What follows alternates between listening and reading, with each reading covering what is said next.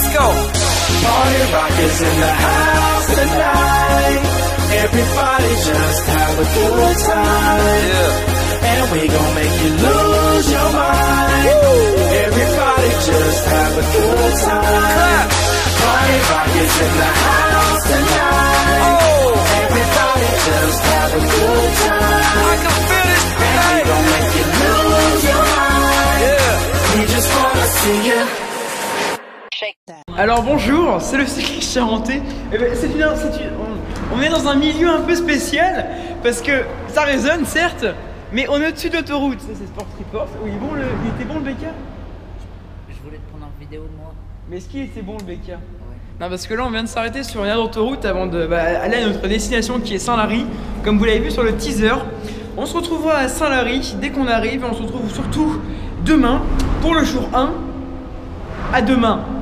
Ça résonne tellement que ça fait mal aux oreilles. À demain. A few moments later. Et bien voilà, du coup on vient de terminer notre périple sur l'autoroute. On vient d'arriver à Saint-Lary. Il fait très froid, j'ai froid aux oreilles, donc je vais mettre ma capuche. On vient d'arriver à Saint-Lary. Demain c'est la plus grosse étape de ce périple parce qu'on va faire la double ascension col d'Aspet et col du Pays-Ressourdes. Col d'Azette, pardon, il me rattrape. Col d'Azette et col du Pays-Ressourdes. Comme vous le voyez là-haut, le Pla d'Adé il est juste en haut et le col du Portet il est là-haut, 2215 mètres d'altitude. Et ben on se retrouve demain parce qu'il fait froid, on va aller se coucher. Allez, on va se coucher, go. Et salut à tous, c'est bon, on vient de se lever, on est le mercredi, de l'étape de la double ascension, col d'Azette et col du Pays-Ressourdes. Et ben là le réveil est difficile parce qu'en plus il fait froid et j'ai les pieds qui touchent le sol et j'ai très froid, donc je vais vite me remettre au lit. On se retrouve tout à l'heure pour débriefer cette petite étape. À tout à l'heure.